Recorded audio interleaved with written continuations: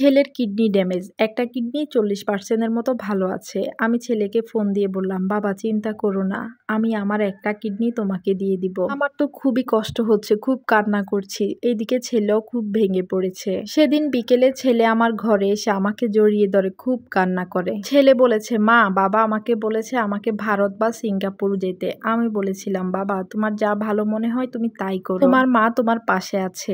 এই বলেই ছেলে সেদিন রাতে বাসায় চলে গেল। বাসায় এসে আমাকে কল দিয়ে বলল, মা আমি বাসায় এসে পৌঁছে গেছি। যথারীতি আমিও স্কুল নিয়ে ব্যস্ত হয়ে পড়লাম। এর মাঝে মাঝে ছেলেকে ফোন দিতাম। ছেলের ভারতে যাওয়ার জন্য সব প্রসেসিং রেডি। ভারত গিয়ে সমস্ত পরীক্ষা নিরীক্ষা করার পর ডাক্তাররা জানালো কিডনির ডোনার লাগবে। ছেলের অনেকদিন ওখানে থাকা লাগবে, কিন্তু এতদিন থাকার মতো কেউ নেই, সম্ভবত প্রায় 5 মাসের মতো। আমি তখন স্কুল থেকে ছুটি নিলাম, সমস্ত কাগজপত্র রেডি করলাম, ভিসাও প্রসেসিং করলাম, তারপর ছেলের কাছে চলে গেলাম। আমি আমার ছেলের সাথে বহু বছর পর থাকার সুযোগ পেলাম। তার যখন 6 বছর বয়স তখন আমার আর তার বাবার ডিভোর্স হয়ে যায়। এরপর তারা বহু বছর আমার ছেলের সাথে আমাকে কোনো যোগাযোগ করতে দেয়নি। আমি বহু চেষ্টা করেছিলাম। তারপর যখন ছেলের সাথে আমার আবার যোগাযোগ শুরু হলো তখন ছেলে কলেজে পড়তো। আমাদের মা ছেলের অনেক দূরত্ব বেড়ে গিয়েছে, শত শত মাইল দূরত্ব, যার কখনোই কাছে আসার হয়নি। এত বছর পর ছেলের কাছাকাছি আমি আমার ছেলের সেবা করার জন্য সুযোগ পেয়েছি। মহান রবের কাছে হাজার হাজার শুকরিয়া। সবকিছু পরীক্ষা নিরীক্ষার পর ছেলের সাথে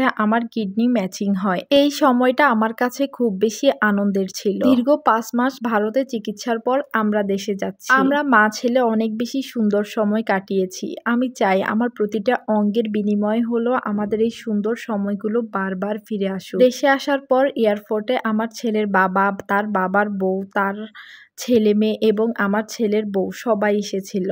আমি দূর থেকে তাদেরকে দেখে বললাম, বাবা তুমি যাও, তুমি বাসায় পৌঁছে আমাকে একটা কল দিও। আমি তাদের মুখোমুখি হতে চাই না, কিন্তু এত বছর পর তাদের একসাথে দেখে আমার খুব শান্তি লাগছে। সুখে থাকুক তারা। আর নিজের দিকে তাকিয়ে খুব শূন্য মনে হচ্ছিল। আমি পারিনি কাউকে ভালোবাসতে, তাদেরকে আঁকড়ে ধরে বাঁচতে। আমি না হয় জান্নাতে সুখ খুঁজে নিব যদি আল্লাহ চায়। দেশে আসার পর আমাদের দুজনেরই অনেক কিছু, অনেক নিয়ম কানুন মেনে চলতে হয়। আমাদের সবসময় ফলো আপে থাকতে হয়। আমাদের আবার দূরত্ব বাড়লো, বাসায় থাকতে হয়, কিন্তু আমি তো পারলাম না। আমি আবার স্কুলে যোগ দিলাম। আস্তে আস্তে ব্যস্ততা বাড়লো, কিন্তু দুজনেরই প্রতিনিয়ত কথা হতো। একদিন রাতে ছেলে আমাকে ফোন দিয়ে হাউমাউ করে কাঁদছে। তখন আমি বললাম, বাবা কেন কাঁদছো? ছেলে তখন বলল, মা ভাই বোনদের সাথে সম্পদ নিয়ে ঝামেলা হচ্ছে, ওদের মায়ের নামে অনেক সম্পদ বাবা লিখে দিয়েছে। আমি তখন আর কিছুই বলতে পারিনি, শুধু ছেলেকে বলেছিলাম, বাবা চিন্তা করো না, তোমার রিজিকে যতটুকু আছে ততটুকুই তুমি পাবে। আমি আরো বললাম, তুমি সরাসরি তোমার বাবার সাথে কথা বলো। ছেলে বলল, আচ্ছা ঠিক আছে মা। এইসব টুকটাকি কথা হলো, তারপর আমি ফোন রেখে দিলাম। সকালে ছেলে আমার স্কুলে আসে হঠাৎ করে, কোনো খোঁজ খবর ছাড়াই।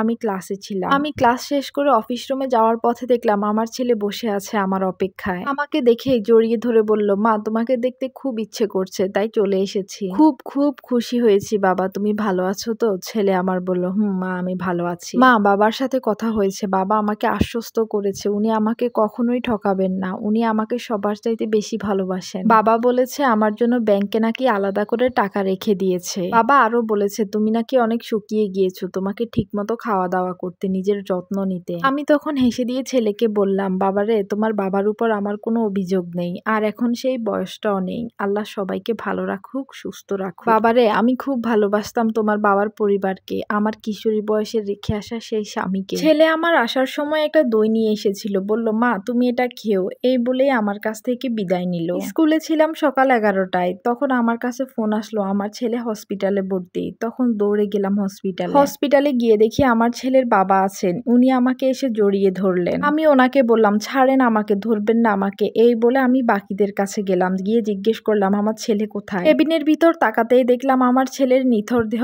পড়ে আছে। ছেলের নিথর দেহ জড়িয়ে ধরে বললাম, বাবা তুই আমাকে ছেড়ে কেন গেলি? আমি তোকে ছাড়া কিভাবে থাকবো? উঠ কলিজা। ও বাবা আমি কাকে কল দিব? উঠ বাবা, আমাকে ছেড়ে যাস না। আমার ছেলের এই মৃত্যুর অনুভূতি আমি কাউকেই বলে বুঝাতে পারবো না। বিচ্ছেদের কষ্ট আমি ভুগেছি, কিন্তু এই কষ্টের কাছে কোনো কষ্টকেই হার মানাবে না। আল্লাহ যেন পৃথিবীতে কোনো মাকেই তার সন্তানের লাশ না দেখায়। আমাকে সবাই টেনে ধরলো। আমার কান্নায় হাসপাতালে সবাই কান্না করেছে। আমি চিৎকার করে কেঁদেছি। আমার ছেলের বাবা এসে আমাকে জড়িয়ে ধরে। আমি তাকে সেদিন অনেক বকেছি, কেন তুমি আমাকে সেদিন ডিভোর্স দিলে? আমার জীবনটা নষ্ট করে দিয়েছো, আমার ছেলের সাথে আমার দূরত্ব বাড়িয়ে দিয়েছিলে।